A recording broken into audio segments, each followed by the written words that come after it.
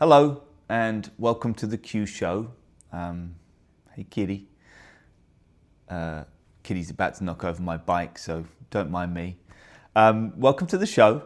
I hope everyone's doing well and enjoying the winter here in Buffalo at least, and elsewhere wherever you may be. I certainly have been. A few years ago I think I would have, I came to Buffalo a few years ago during winter and during a snowstorm, and it was an inconvenience. It made everything more difficult and troublesome and stressful. But fortunately, since then, not only have I been working on a lot of stuff for myself, I've also just been getting used to the snow, right, and practicing living in it. And it's certainly the kind of environment, experience that you do need to practice being in, right? I've never lived in such cold and snowy places before. Lots of hot places. For many years, I lived in the Middle East, in Southeast Asia, in southern countries in Europe, and it was beautiful and sunny and hot, and I could wear shorts every day, but that's not the case here in Buffalo. So it took a minute to understand how to live in it and how to maximize the experience of it. And I'm really very much at that place now, and I really enjoy this season. Like, I really enjoy the overwhelm of the snow, to be honest. It creates such an interesting dynamic for myself, but also for this city. It's so interesting to see how people's habits change and their choices change. I remember I had a meeting with someone at Seneca One, downtown Buffalo, last year, maybe before. And when I was there for the meeting, the tower, Seneca One, which is the tallest building in Buffalo, was just surrounded in a blizzard. There was just snow everywhere, and it's an amazing view from that building. And I said to the guy that, the amazing thing is what I think about as I look out of this window and I look at the city and I see this snow billowing down, is that every single individual, which there's many of individuals in this city, but every single one of them reacts differently to that blizzard, right? To that snow, to that experience. And at the same time, the next day when it isn't snowing, their experience and their how they navigate the day and how they think about the day, how they feel, will be completely different just based on that weather difference. And I use that as an example to say there's so many nuances to us as individuals, and that as I looked out that window, it just made me excited that I know that every day I go outside in this city, every day I interact with people, not only are they going to be different people, but they are going to be different people from the people or the person that they were the day before. And maybe just because of the weather, but probably because of many things as well. So it's something I think about a lot. There's we as individuals, as people, are not in a static state, right? We are consistently growing, learning, and of course, some people more and faster because they're thinking about it and they have this sense that they can be better and they want to be better, and they understand that it's a bit by bit process as opposed to one big hurrah. And then there's, of course, the people that aren't, right? That aren't really paying attention, aren't really listening to the things they feel and the things they experience that make them question their reality, that make them question their lives today. And even though they know it might not be right, they don't have the tools or the awareness or the courage maybe to step away from the life that partly they've built, but certainly partly has been built around them, just by proxy of being born in and wherever they were born. All this to say, happy winter. It's been a good one, and I've learned a lot through it, just through the experience of navigating the terrains of a snowy city, and it's helped me understand a lot about myself, and it's helped me develop a lot of patience, which is something that I know we all could do with more of, and something I've been working on for 20 years. And the snow has really helped me in a lot of ways finesse that skill. But also, as always with me, my curiosity. Like I'm always asking, okay, what does this detail, what does this element bring to the conversation, to the experience? Like how does it change it?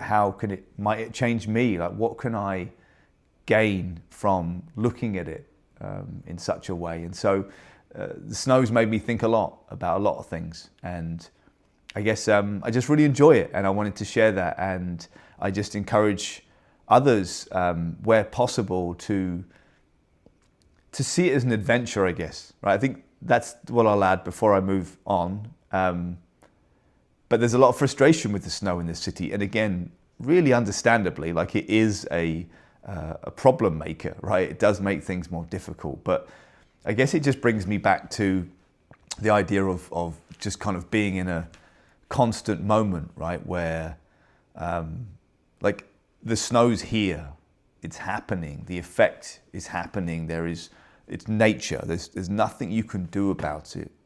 The only thing you can do about it is the way you look at it and the way that you experience it, and you do have the power over that, right? You can knowing it's snowing outside, knowing it's going to be more difficult to navigate your day, you can go around your day and be angry about that, be frustrated about that, be impatient about that, be stressed about that. But you can also go about it and say, okay, this is my reality. This is the reality right now. I don't have a choice in it. Like I'm going to go and navigate my day, whatever the case. So maybe I can just look at it as a game, or another lens that offers you this sense that there's more of an adventure to this as opposed to just a struggle. But let's also be honest that the struggle and the discomfort and the necessity to be adaptable and be creative with how you navigate your day is also really, really, really valuable. So looking at it like that, to say that, okay, I'm going to go through this experience today, and I know that it's going to be tough. I know there are going to be elements of it that are going to stress me out, that are going to make me pause and get angry maybe, or whatever it might be. But you know that's coming. So to be surprised by it, to let yourself get caught by it, it's up to you. Instead, you can say, hey, this moment is difficult, but what can I learn from it? How can I navigate this in a way that is actually fun maybe and advantageous to me and offers value? And of course, sometimes that's in the moment, and quite often it's later upon self-reflection as you think about your experiences. We're in this now, but I was going to start with a minute of meditation, so I'm going to jump into that now and pause before I go back to Q. If you want to join me, please feel free. All right.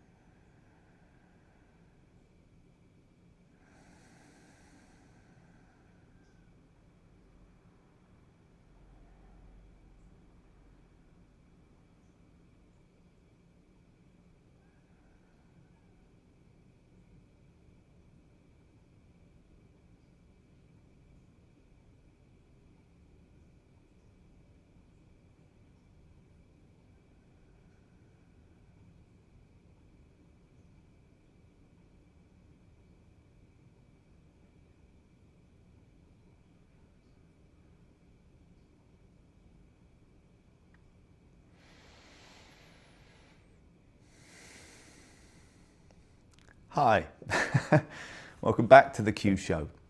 So what have I been doing? I've been working on Qualia, quite frankly. I think that's been the thing that's been dominating most of my time, and certainly the thing I'm most excited about at the moment. Qualia is my next experience. It's coming up on the 22nd of April, and we're holding it at Pearl Street Brewery. They have a beautiful room upstairs, which is going to be really perfect for it. And it's a mystery social experience, for those of you that don't already know.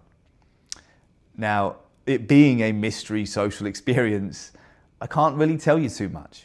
But what I can offer is encouragement to learn about Q and to learn about what it is I'm trying to do and how I'm trying to change the world. And know that it is very much within these realms, and that it has been very thoughtfully designed, not just to be fun and novel and exciting and interesting and valuable, but so much so that it's going to help you as an individual in many, many, many ways, and crucially in ways that you will learn through experience as opposed to being told something or being instructed on how to do something. Q is about experience and learning from experience. Our most valuable teacher, a teacher that unfortunately is dwindling, especially with the younger generations and limitations of the world today, and where we're kind of heading with that, as well as limitations on the purse, right? It's expensive to do things today. But Qualia is free, first off, so makes it very, very accessible in that way. And there are still tickets available. It is limited, and I put them out a week and a half or so ago, and there's already about 75 gone, so they are going very quickly. So do get one sooner rather than later if you'd like to attend. But what can I share? I can share that the core elements of Qualia, the concept, the dynamic, the structure is in stone, or I'm sure it'll be tweaked along the way, but it's there, as well as just the core elements of the experience are set and ready to go. Outside of that, as far as the experience goes, I will be speaking to some extent, and I'm working on that script, which has been fun, and I love writing. I love writing, especially when it's something I care about so much and have such an investment in, and that I am certain will bring so much value to people. I'm so excited about that, really. I mean, I love to be creative. I love to write, to paint, to take photographs, to design, to code at this point, to 3D print, to build stuff. I love to be creative, but I can say with the utmost confidence that the creation of Qualia is by far my greatest creation to date. And what makes it extra phenomenal and extra exciting is, of course, that it's a creation that while I am, creating myself, the creation will be enjoyed and experienced by 150 people. And that fills me with so much joy and excitement. And again, because I know that as well as the enjoyment factor, as well as the excitement factor, there's going to be so much value wrought from this experience. For me too, by the way, I can't wait to experience it myself. So the script is a key function of Qualia. So I'm working on that, and that's something I will be probably working on for the next 2 months, kind of building up to it and finessing it. because I want to be very deliberate with my words and the time I have the folks for with Qualia. After all, I mean, words are probably the most powerful thing in the world if we really think about it. I mean, money would probably have a good swing, but if you don't have the words behind it, money has no value. You know, a single word can last a lifetime. So I try to be deliberate and thoughtful about my words, and I wasn't always, let me tell you, even until relatively recently. I know I was getting better consistently, especially over the last 20 years as I've been just paying so much attention to myself and really trying to be the best version of myself, to throw a little cliche in there. But it's true. Like, I have spent 20 years analyzing myself and really going from experience to experience and relationship and situation, all these different things. And every step of the way I've been paying attention to me, to how I feel, how I react, how I show up. And as I've been doing that, I've been tweaking me along the way. And one of those is my communication. I believe your ability to effectively communicate with people, anyone, is quite easily the greatest skill anyone can have. And that's today, but also as we look ahead to the world we are diving headfirst into, with AI and the digital world, and being able to communicate with people, with humans, as you, by the way, and not a kind of a regurgitation of language you might learn from an AI chatbot. To be human, to be able to connect with people is the greatest skill anyone can have. And I saw that a long time ago, and I have spent a long time developing my ability to communicate, developing my vocabulary, my tone, my cadence, the words I choose to use. And let me be clear, I still don't always have the right ones. In fact, I can think of an experience recently with a new person where my words got away from me. Well, it's nothing drastic, right? Nothing too nuts. Right away, it was like, oh, I see that. I can feel that. And that's a case of being so aware at this point, because I spent so much time, again, bit by bit, really learning about myself and then tweaking and adding on as I go. And so I still make mistakes every single day, but I'm getting better every single day too. And I'm able to be more deliberate and more precise as time goes on. And well, I'm 40 and I've got 60 odd years to go. So I expect to get better at communicating, and I really hope that I can help others do the same too, because anyone who develops their communication skills just has a better chance at a better life. I think it's as simple as that, especially as we enter a more diverse world just by proxy of nature. And of course, there are folks that want to stop that in general, but it's impossible. For one, we're going to get more and more diverse as time goes on.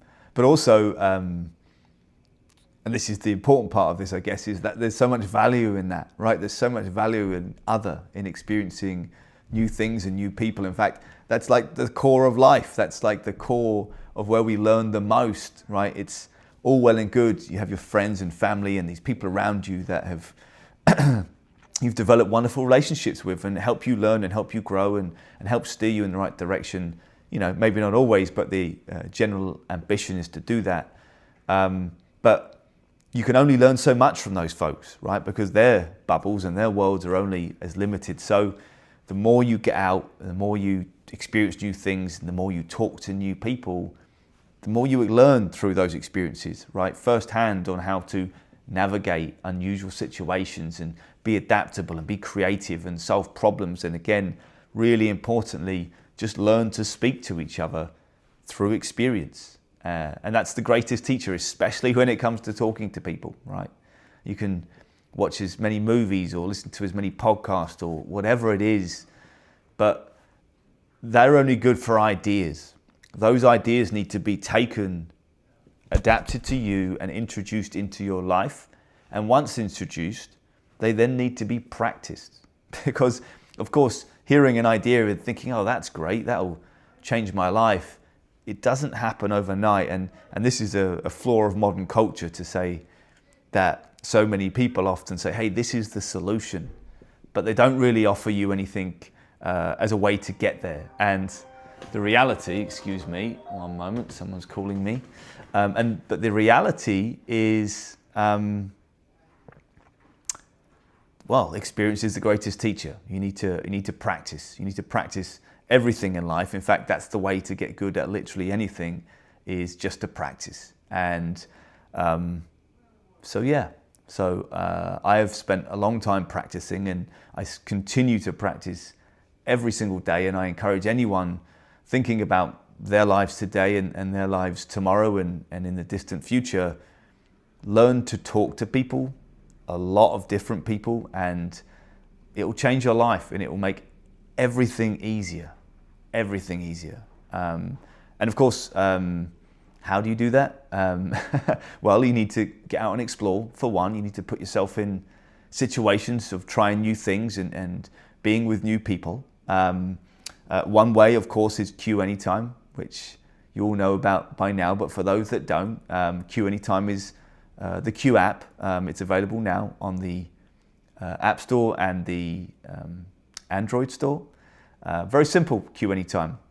And it's inspired by a couple of things. One of those being helping people to learn to communicate effectively through experience. And then also loneliness.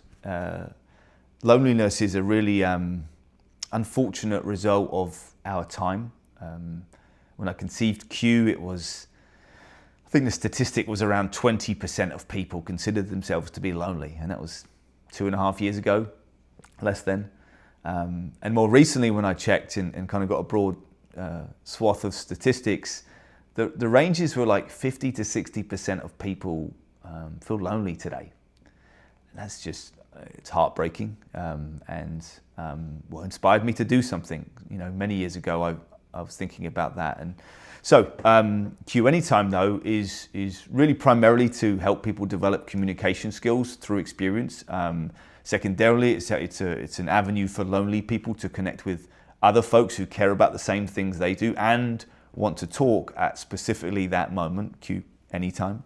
And it's also just about building a community and building relationships with people from not just nearby, but around the world, who share your passions, and that maybe upon talking to them and getting to know them on Q Anytime, you see that there's alignment there and interest to not just learn more about them, but to learn more about yourself as well through your experiences with them and your ability to share knowledge and experience with each other. So Q Anytime, very simply, you log into the app, and once you're in, you have 3 choices. The 3 choices are topic of conversation, right? Something you care about and you want to talk about. Maybe it's philosophy, maybe it's art, maybe it's coding, maybe it's startups, politics, whatever. You then pick the number of people you want to talk to and the amount of time you want to talk for, and you press connect. Let's say you've picked philosophy, 30 minutes with 5 people. You press connect, and suddenly you're on a call, in theory, as it proliferates and expands around the world. You're on a call with people from all around the world who are just as interested as you to talk about philosophy at that exact moment.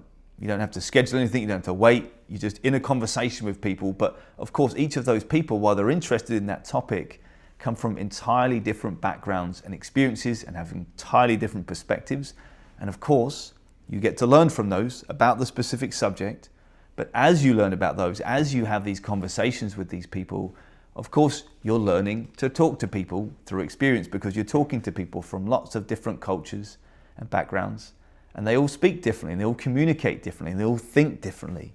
And if you're paying attention, 30 minutes on a Q Anytime call can offer so much value. And if you do more and more and more as you get to know more people and build your community and build friendships, build your knowledge and skills, it gets easier and easier and easier. And of course, if you hadn't guessed, my ambition with Q Anytime is for people to use it and interact on it and then take the skills they learn out into the real world and practice them and try new things and feel that joy that comes from the confidence of having practice and develop these things through experience. And well, it's exciting to me. So I encourage anyone to check out Q Anytime.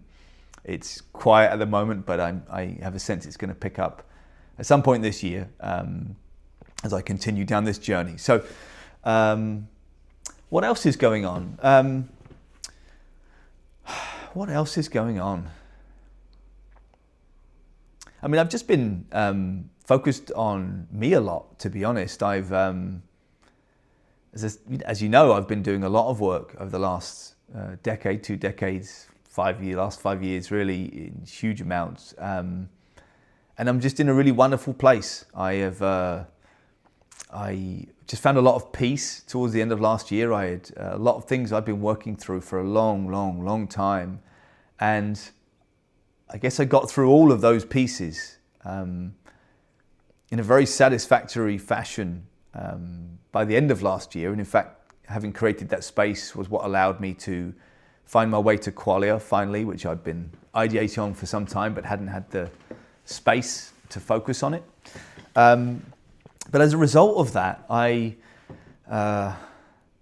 always been optimistic and generally positive and happy, and always looked to see the value in experience. Hasn't always been easy.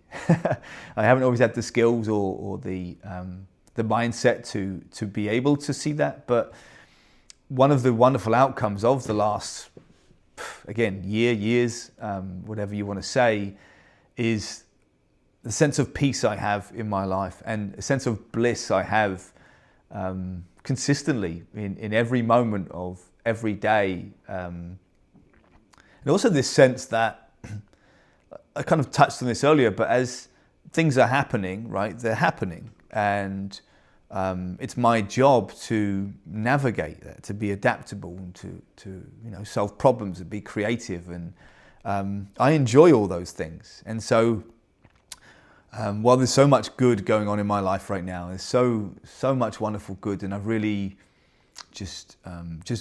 I've built every part of my life up so much, and I continue to, right? I guess that's where I'm at, is that I'm in this wonderful place of peace, and everything, even the difficult pieces, are joyful because I see the value and I feel the value. And I've just uplifted every single part, and every single part of my life is in the best place it's ever been by just such a long way, and consistently, and all at the same time. Like, there's no part of my life where I'm like, oh God, what do I do there? Right? I feel very, very good about everything. And here's the best part of it, to be honest.